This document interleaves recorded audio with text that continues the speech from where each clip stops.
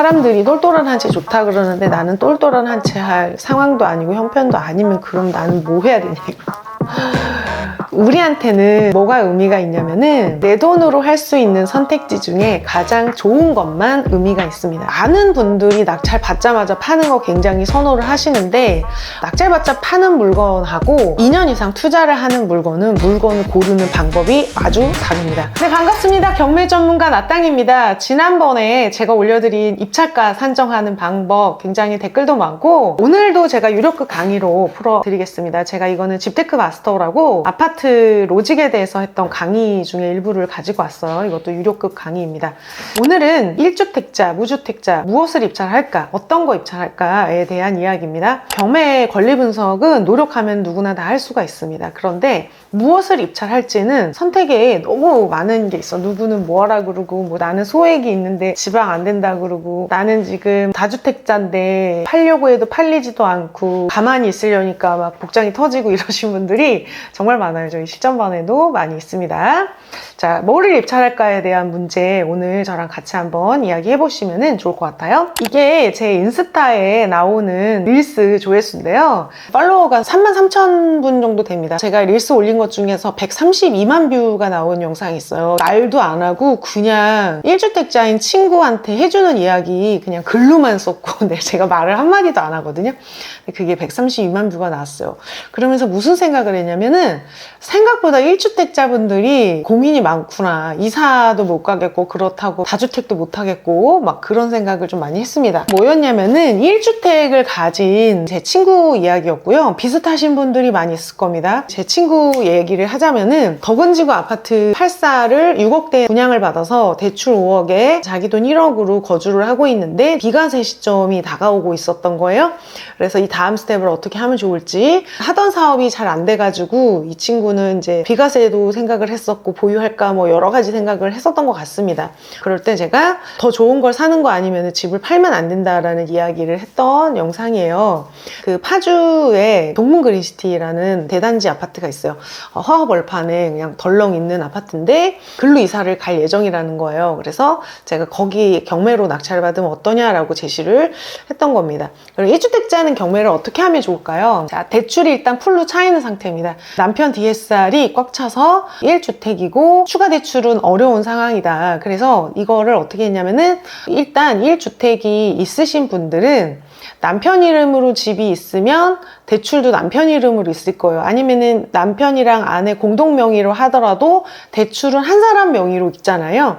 그러면은 대출이 없는 다른 배우자 이름으로 경매로 낙찰을 받으면 대출이 없기 때문에 그 사람 DSR로는 대출이 나옵니다. 그리고 이미 대출이 있는 사람도 사업자로 하면 또 대출이 나와요. 그렇지만 1주택자일 경우에는 사업자까지는 쓰지 않아도 됩니다. 그래서 남편이 첫 주택이 있으면 두 번째 주택을 아내 이름으로 낙찰을 받으면 아내 이름으로 대출이 나온다. 근데 이 아내가 전업주부다라고 했을 때는 카드 사용액, 어떤 증빙되는 소득이 없을 때는 카드 사용액으로 소득을 증빙을 할 수 있는데 한 달에 200만 원 정도, 1년에 2,400만 원 정도를 쓰면은 연봉 5천만 원인 것이랑 비슷한 소득으로 보기 때문에 대출이 나옵니다. 인정소득은 정책자금 대출은 안 나오지만 일반 담보대출은 나와요. 그래서 카드 2,500만 원 정도 쓰는 가정주부는 금리나 이런 거에 따라서 조금씩 다르지만 대출이 2억 8천에서 3억 정도까지 가능합니다.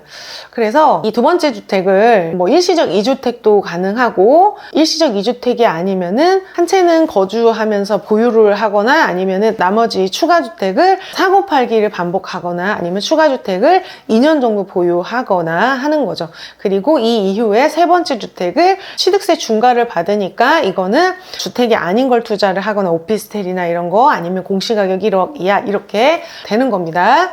제가 이제 실전반 했을 때 기존 수강생 신청하신 분의 한 50%에서 70%는 2개월 안에 거의 낙찰을 받으셨었어요. 근데 저희 반은 억지로 푸시를 할 수는 없기 때문에 스스로 쓴 낙찰가로 낙찰을 받도록 도와드리는데 2개월 안에 한 50%에서 70% 정도 오늘도 낙찰을 받았다고 연락이 왔습니다. 이거는 뭐냐면은 지난번에 말씀드린 것처럼 보통 정도의 선호도를 가진 우량 아파트는 매매가 10% 정도 목표를 한 10번 정도 입찰을 하면 낙찰이 된다는 게 텐텐 법칙입니다. 그런데 선호도가 떨어지거나 뭐 디테일이 있어요. 그 디테일이 있기 때문에 사람들이 낙찰을 못 받는 거고요. 저희 시점반에서 한 1년 동안 60개 정도를 낙찰을 받았고 지금도 매일매일 낙찰을 계속 받아가고 있습니다. 이 중에서 일부는 매도를 했고 일부는 보유를 하고 있고 일부는 명도 중이고 일부는 내놓은 상태, 매매로 내놓은 상태에 뭐 하반기에 받으신 것들은 지금 명도를 이제했거나 지금 대출을 일으키고 있는 상태거나 뭐 이렇게 됩니다. 그런데 이 물건들 중에서 전략이 좀 다 달라요. 가지고 있는 종잣돈도 다르고 보유하는 기간이나 이런 것도 달라서 많은 분들이 낙찰 받자마자 파는 거 굉장히 선호를 하시는데 낙찰 받자 파는 물건하고 2년 이상 투자를 하는 물건은 물건을 고르는 방법이 아주 다릅니다. 그래서 단기 매도용 물건은 입지를 보지 않습니다. 입지를 보지 않고 시세의 안정성과 거래량만 보고 입찰을 하시는 거고 2년 이상 투자하실 물건은 일단 10%를 싸게 낙찰을 받은 다음에 조금이라도 오를 수 있는 거를 입찰을 하겠죠.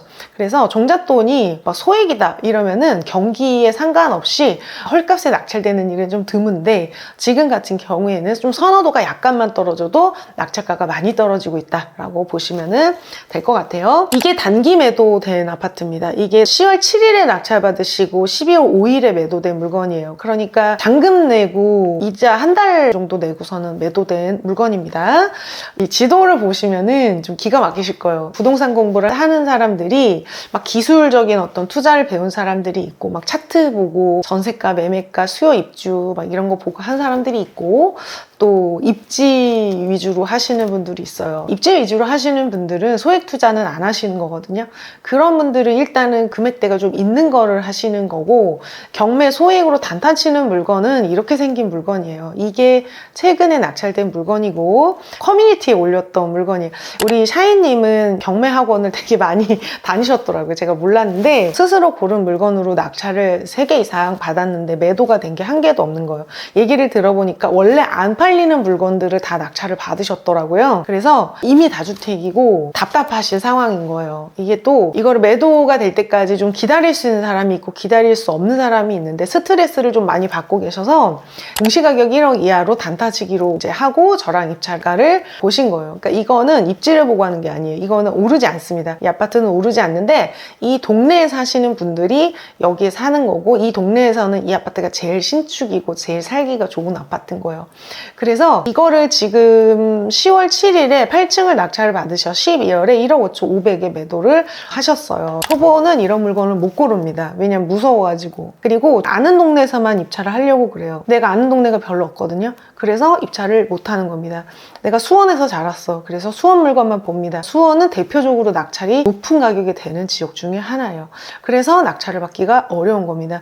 단타를 치려고 그러면 시세보다 현저하게 싸게 낙찰이 돼야 되는데 1,000만 원, 2천만 원 싸게 받기도 힘든 게 수원이다. 이렇게 보시면 될 것 같아요. 그래서 이분은 지금 경매로 낙찰받아 처음으로 매도를 하셨어요. 일단 세전 1,300만 원 정도를 남기셨습니다.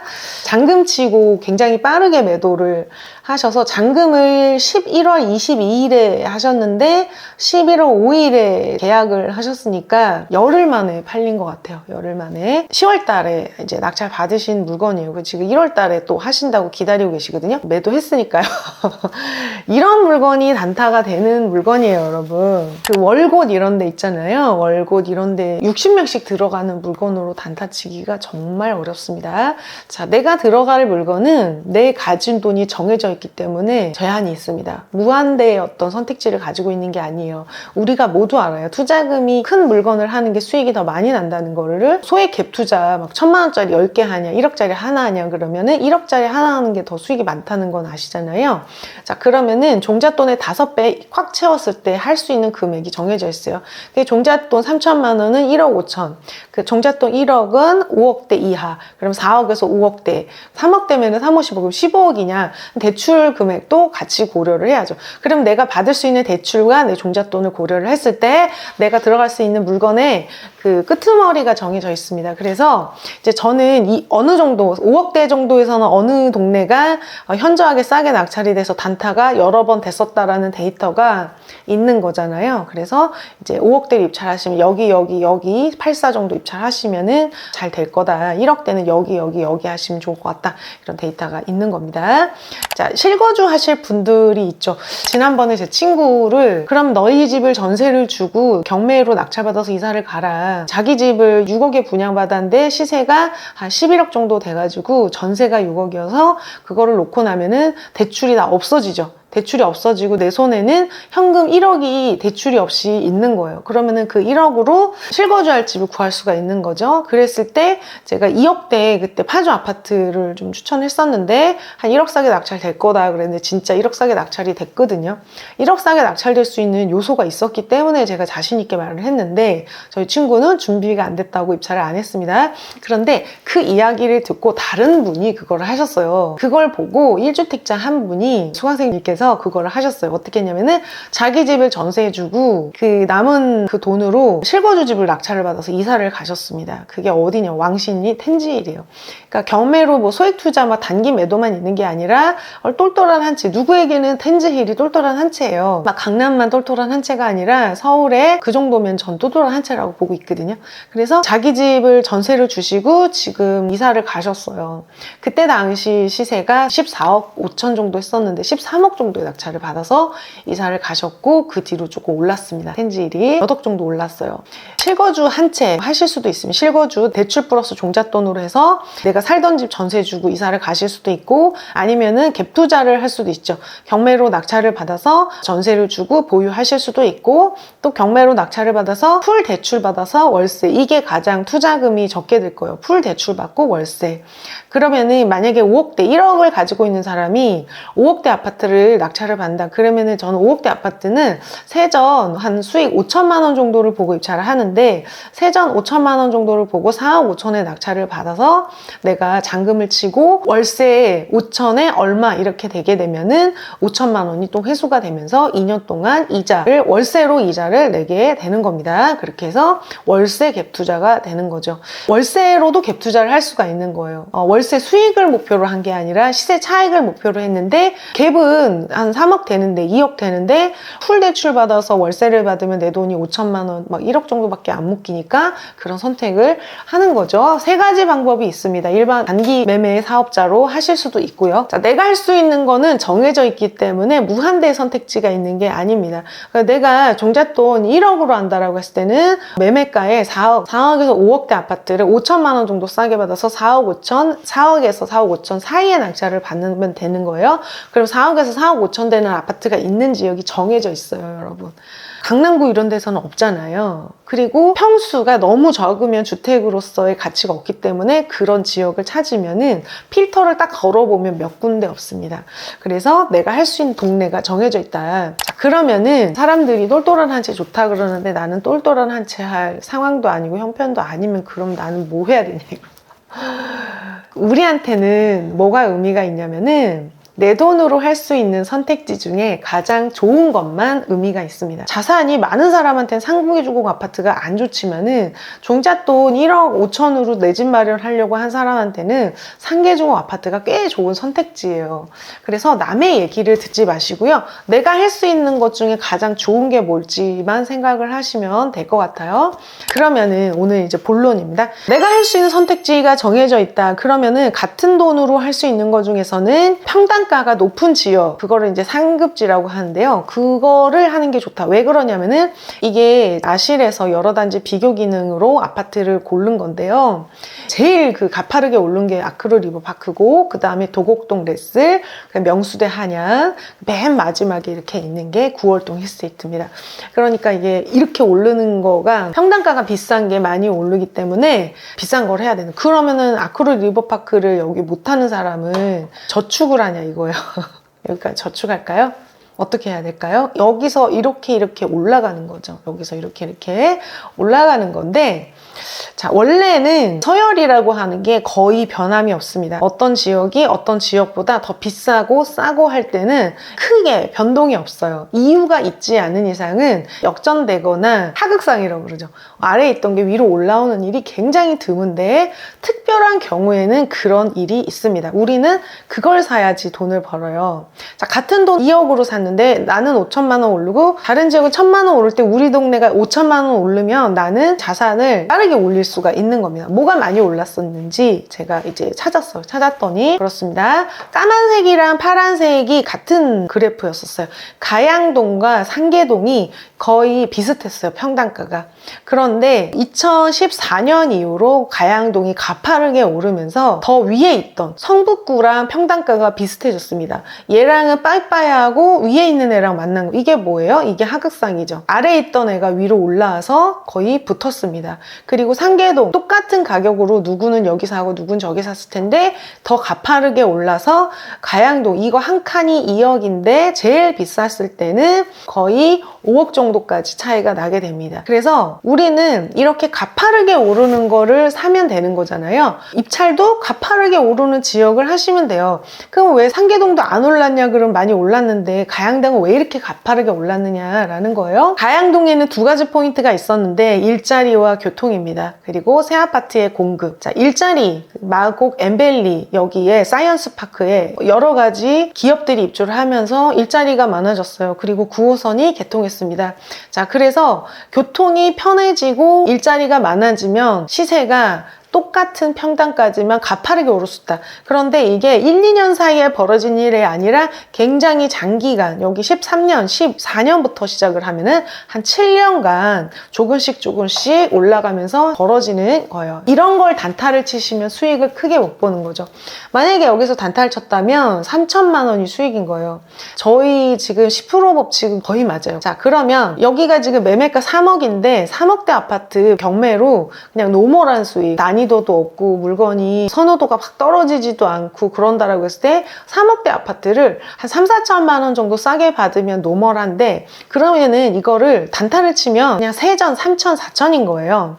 근데 이거를 장기 보유했을 때는 3억에 사서 12억까지 가는 거니까 수익이 굉장히 큰 거죠. 그런데 이렇게 기다릴 마음의 여유가 없으신 분들이 있는 거예요. 그래서 이런 물건은 단기 매도를 하기보다는 장기 보유를 하는 게 좋죠. 근데 아까 음성 아파트 같은 경우에는 장기에 가져가도 이렇게 드라마틱하게 오르는 일은 없을 겁니다. 자, 그러면은 2009년에 9호선이 개통을 했는데 2009년에 가양동 아파트 시세를 볼게요. 2009년에 가양동 아파트 시세는요, 9호선이 개통한 이후로 계속 떨어졌습니다. 2014년까지. 저는 지하철이 개통하면 오른다라고 책에서 많이 봤었거든요. 근데 실제로 보면은 지하철이 개통한다고 시장이 하락장인데 오르는 일은 거의 없습니다. 실제로 개통을 해서 굉장히 편해졌는데도 불구하고 시세는 계속 떨어졌다. 그렇지만 오를 때 되게 가파르게 오르게 되는 겁니다.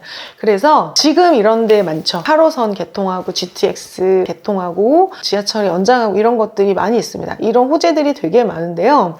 지금 개통하고도 안 오르고 있는 지역들이 많이 있어요. 자, 8호선 개통했습니다. 8호선 개통하고 많이 올랐을까요? 저희 수강생이 낙찰을 받으신 물건인데요. 수택주공 아파트를 그때 당시 시세를 한 6억 정도로 보고 5억 5,200에 낙찰을 받으셨어요. 여기 있는 아파트입니다. 여기 아파트는 동향이 있고 남향이 있어요. 그래서 동간에 시세 차이가 되게 큰데 최근에 막 6억 9,500, 5억 8천, 6억 7천, 6억대 초반, 5억대 후반과 6억대 중후반 가격 이렇게 두 개의 층이 있습니다. 그래서 이거 아파트는 남향이고 그래요. 자, 5억 5천에 낙찰받았는데 6억 9,500까지 실거래가 있습니다. 이 구리역이 개통을 했잖아요. 8호선이. 그래서 지금 이거를 보유를 하고 있습니다. 굉장히 많이 오를 거라고 생각이 들어요. 여기 지금 시장이 안 좋아서 그래요. 9호선처럼 개통을 해도 시장이 나쁘면 안 오른다는 거예요. 시장이 안 좋을 때 개통했잖아요. 여기도 지금 곧 새 아파트로 들어올 겁니다. 여기가 굉장히 주목받고 반짝이는 지역이 될 거예요. 여기도 마찬가지입니다. 이것도 낙찰을 받으셨는데 그때 당시 시세 5억을 생각하고 4억 6천 정도에 받으셨었어요. 여기죠. 신안산선이 들어올 예정입니다. 신안산선 역세권 예정지고 그때 당시 시세 5억 5억으로 봤는데 이거는 이제 작은 평수 28평이고 우리가 낙찰받은 거는 30평대는 5억대 중반까지 가격이 형성되어 있습니다. 5억대 중반. 그래서 5천 싸게 받았는데 3, 4천, 5천이 올랐죠. 이미 올랐는데 신안산선이 개통되면 어떨까요, 여러분? 좋겠죠. 신안산선이 어디로 가요? 광명하고 여의도로 가잖아요. 여의도로 출근하는 사람들한테 5억대 아파트, 6억대 아파트 굉장히 좋아요. 한 번에 가는 거고.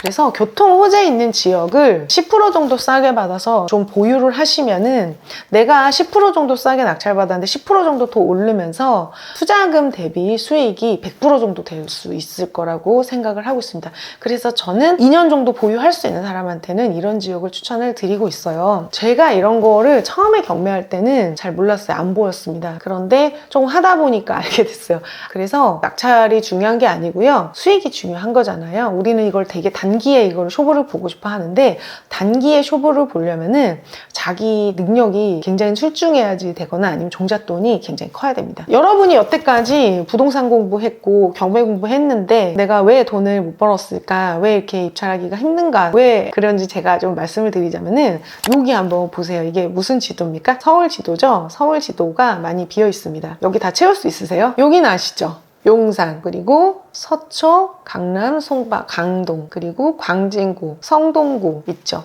그럼 여기 이런 데 어디예요? 이런 데 어디입니까? 이런 데를 몰라서 투자를 못 하시는 거예요. 현금 20억 있으시면 이런 데만 봐도 되는데 나 종잣돈 3천만 원 있는데 여기밖에 모르면은 투자를 할 수가 없습니다. 경매 초보가 입찰을 하기 어려운 건 동네를 몰라서 그러는 거예요. 동네를 모르는 사람들 특징은 뭐냐면 우리 동네에서 물건을 찾는다는 거예요. 그리고 다른 동네, 낯선 동네 물건을 검색을 할 수가 없습니다. 아는 동네가 없어서. 그래서 입찰을 하기가 어려운 거예요. 자, 물건 검색하는 방법 그리고 수익을 내는 어떤 그 기술이 필요합니다. 우리가 할 수 있는 거 굉장히 정해져 있기 때문에 그 안에서 최고의 선택을 하신다면 수익을 낼 수가 있습니다. 제가 실전반을 그동안 낙찰받은 물건들 다 봤어요. 다 봤더니 이미 매도해서 수익을 실현하신 경우도 꽤 많이 있었고 오를 상승은 기대를 하지 않고 10% 정도 싸게 낙찰을 받아들였는데 그 뒤로 올라서 고맙다는 인사를 되게 많이 받고 있습니다. 기프티콘으로 상품권도 많이 오고 있어요. 너무 감사드리고 너무 고마워하시고 통화하면은 막 감격스러워 하시고 그래요. 그래서 현실 가능한 정도의 수익을 목표로 10번 정도 입찰은 하겠다라는 마음으로 입찰하시면은 수익이 나실 겁니다. 제가 실전반을 지금 1월에 준비를 하고 있는데요. 1월 실전반 원하시는 분들은 댓글에 문의 주시면은 제가 안내를 해드리도록 하겠습니다. 오늘 영상 도움이 되셨나요? 교통 호재 있는 물건 입찰해서 2년 정도 보유하시는 거 실패 없는 방법이라고 생각을 합니다. 오늘 영상 좋으셨다면 구독, 좋아요, 댓글 부탁드릴게요.